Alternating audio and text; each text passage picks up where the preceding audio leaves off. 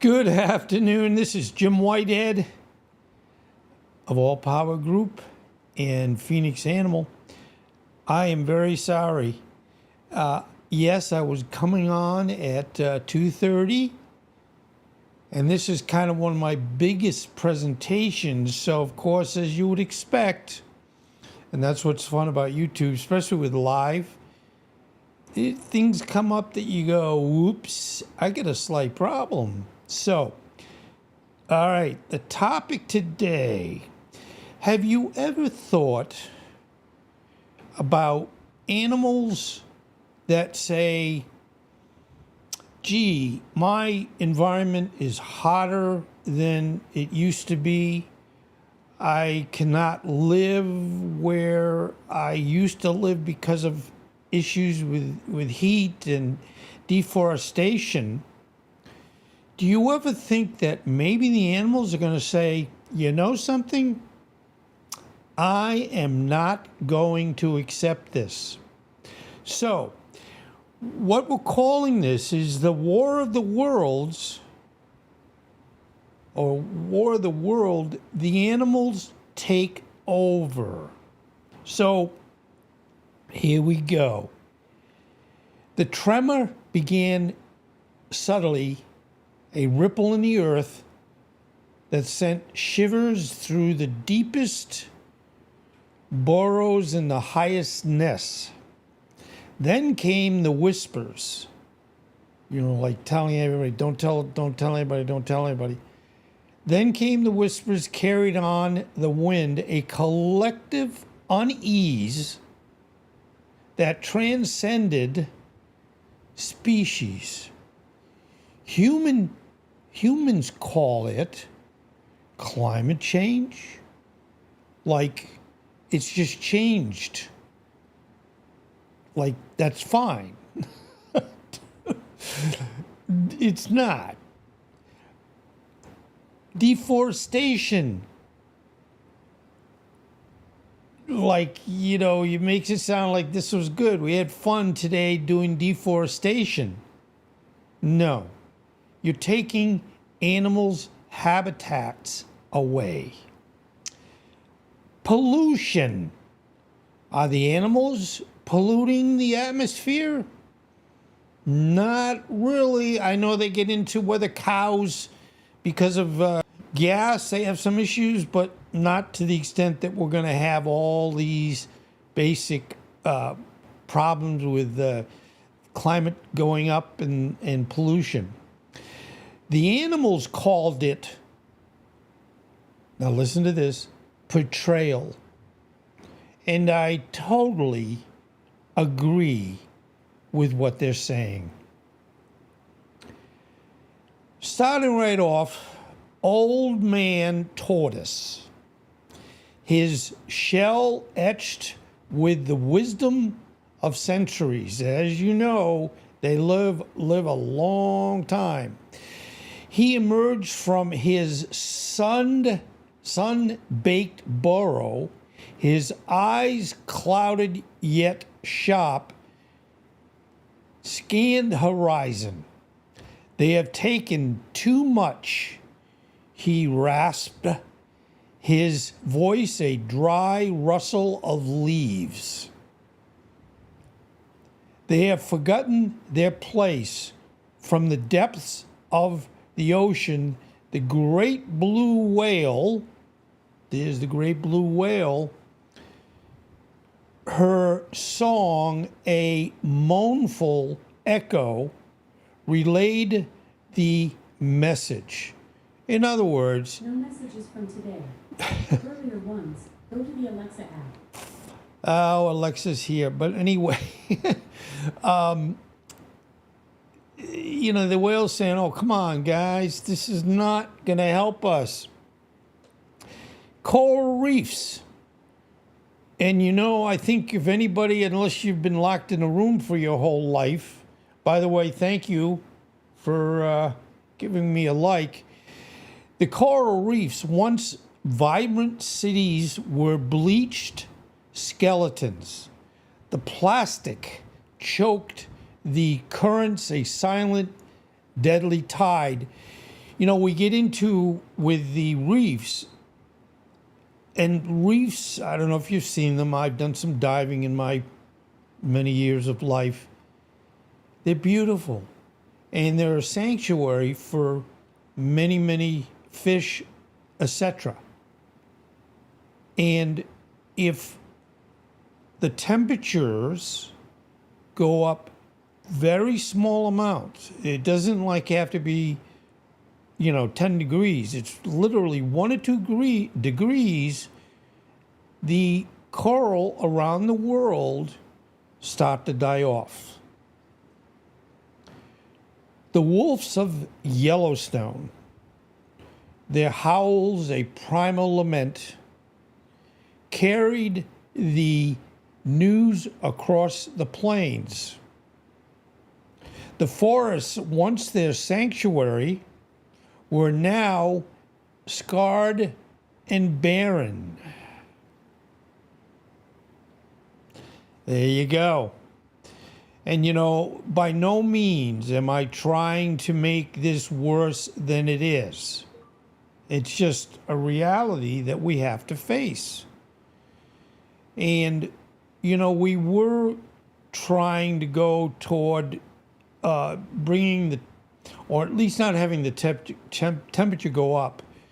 And we're talking where a change of 1 to 2 degrees in the environment, in the world, is a problem. It's not, again, this is not, it went up 100 degrees. No, these are minor little issues.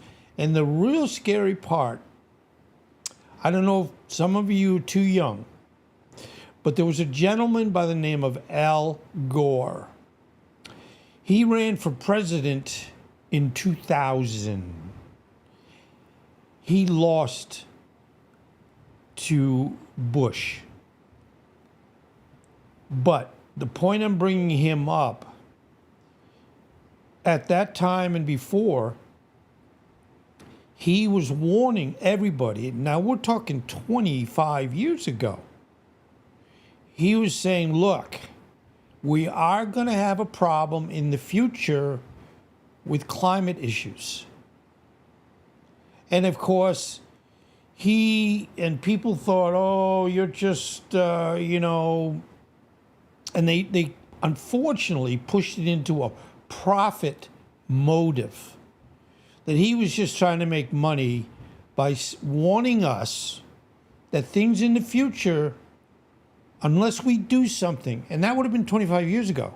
So we would be probably, I'm in Florida, and it's, I think it's about 90 degrees today, and it's not even April. So I'd probably be wearing a coat, if people listened to him 25 years ago. Anyway, the air thick with smoke stung their lungs.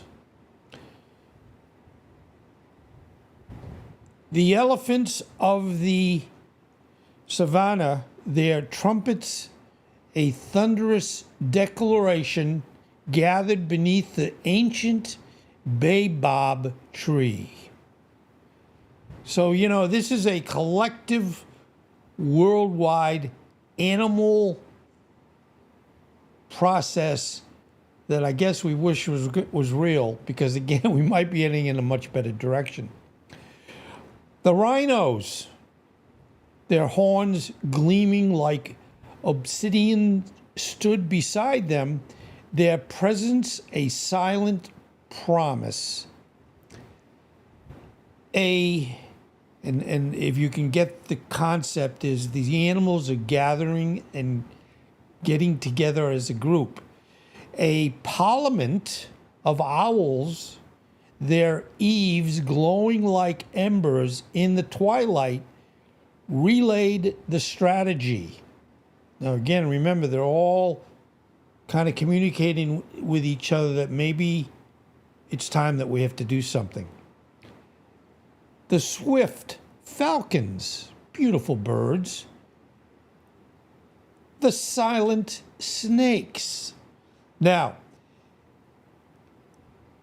if a snake said to me, Jim, you better do something about my climate change, and here they are staring me in the face, I probably would say, yes, ma'am, yes, sir. So the teeming insects, every creature from the smallest ant to the mightiest bear answered the call. They did not seek dominion, they sought balance. They were not driven by malice, but by a desperate instinct for survival. Because again, remember, we as humans, like I'm in air conditioning in my office building, you might say. I couldn't do this in here if I didn't have air conditioning at 78 degrees. It would already be over 90 degrees in here. And I've got a lot of equipment, and it would be a problem. So it's time, and they've passed the word throughout the world that something is going to happen. And here we go.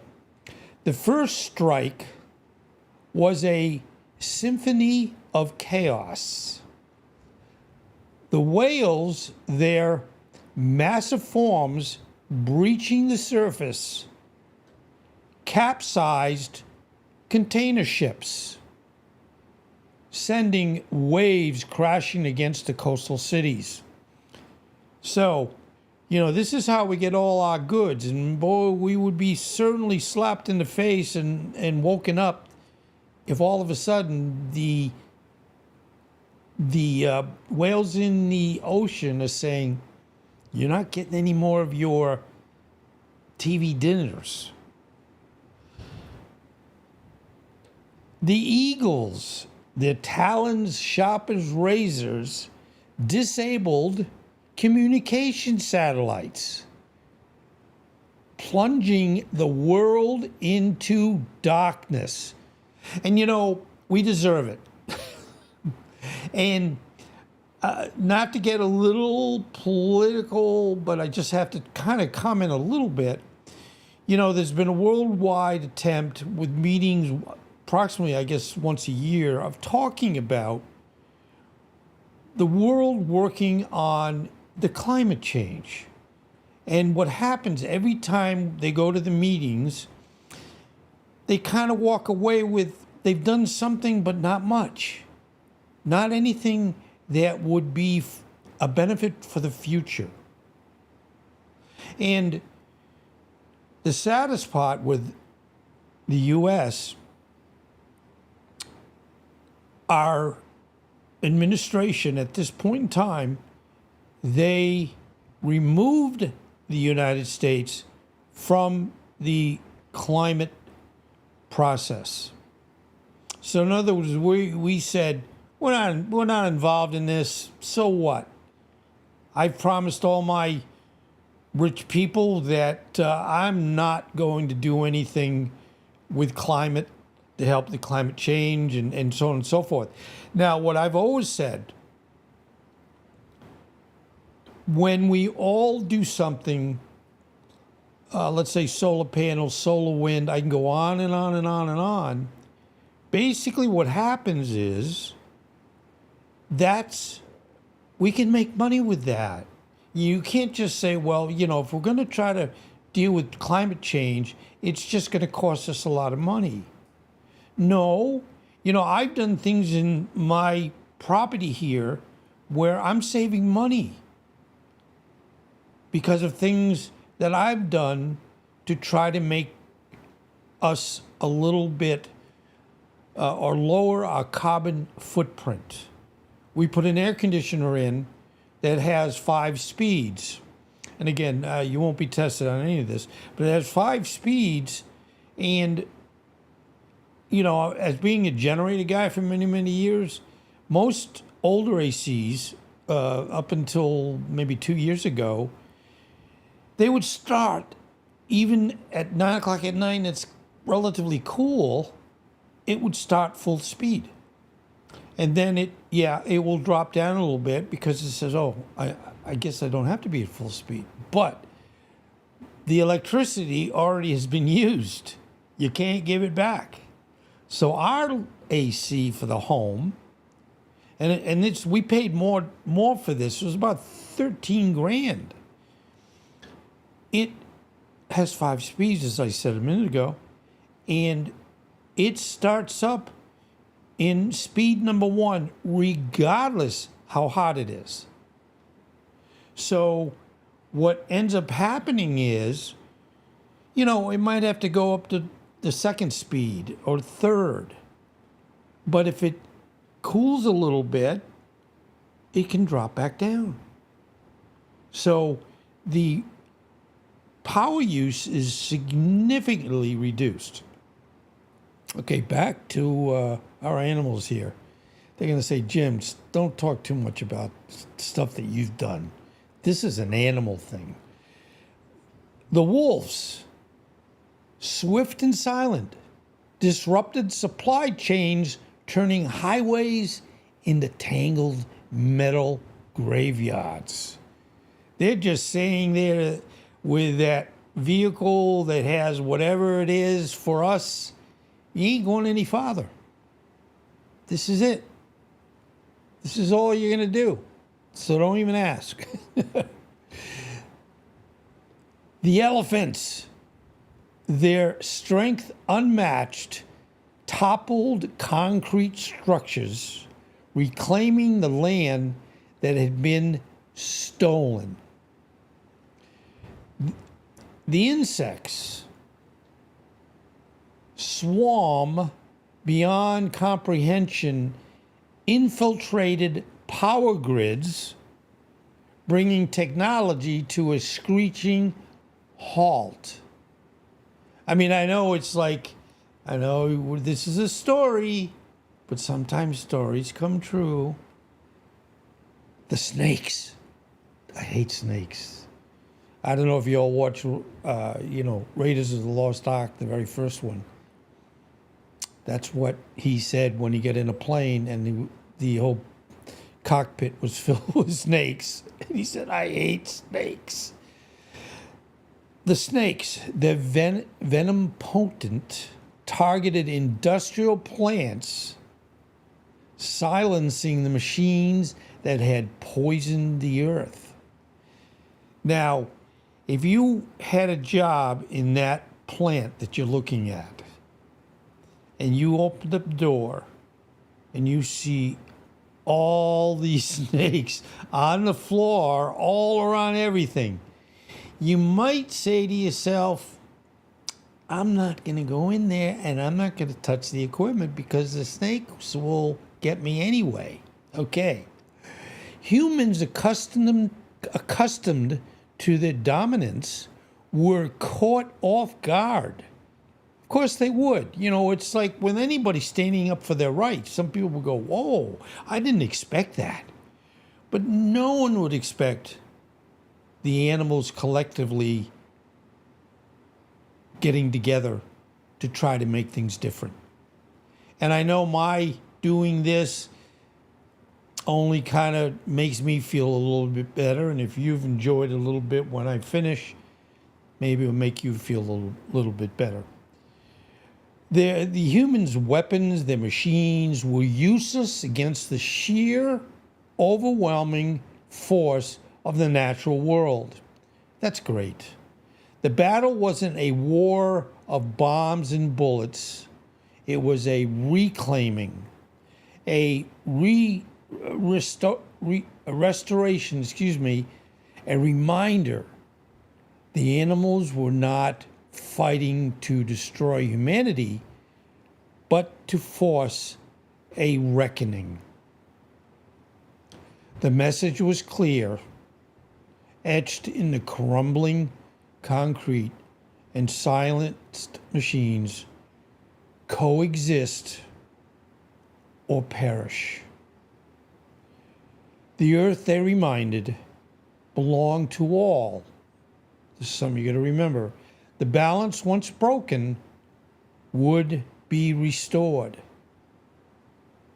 The world would learn, or it would cease to be. Now, that is kind of coming to the end. And Elon Musk, SpaceX, etc., he was being interviewed sometime at the beginning of the week. And again, I'm not personally picking on him. I'm just saying what the sometimes thought process is. He said to his interviewer, Mars is the future. Now, as you know, Mars is a good distance away. Mars is not terraformed, meaning it is not where it can support life at this point in time. We haven't even gotten to the point of even having, because there's been 8 failures of what might be a rocket that would have it where we can go to Mars. But are we already giving up on Earth? Are we already saying everything is too late? That's so unacceptable. Yes, I'm 75. And I guess I'm probably going to live maybe another 5, maybe 6 years, 7 years. I'm not even sure. You know, that's the what you can't determine as to the end date that's stamped on your body, and you don't know what it's going to be. But you think about all the babies today that are born and all around the world, and all these youngsters. They are going to be facing a very, very sad situation. But it still isn't too late to work on trying to go in the right direction. And as I said a little bit ago, having it where we do things each individual home, if we do things that reduce our carbon footprint, and talking about that AC, if we had the old AC that when we bought the house a year and a half ago, it would have probably used twice the amount of electricity, especially when it gets hot, than this unit that we have now. So, and I don't want to make it sound like, oh yeah, Jim, you've saved the world. But if we all just collectively work together and decide that we're going to keep this world. I mean, it's fine if you want to go to Mars and we want to expand there and there's vast mineral resources. I get it.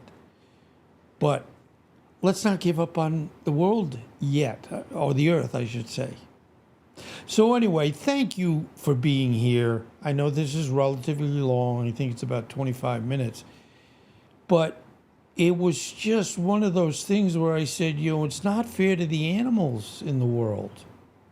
I mean, if you see the polar bears, they don't have as much ice to be on.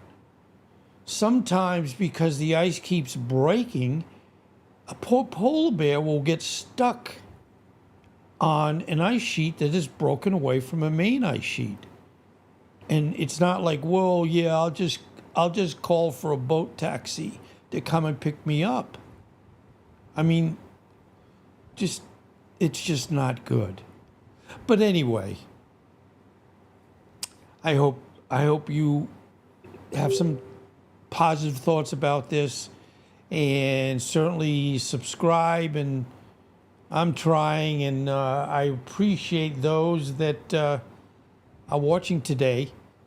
And I want to make sure everything is good with you. And thank you again for being here. Take care and do your best. Thank you.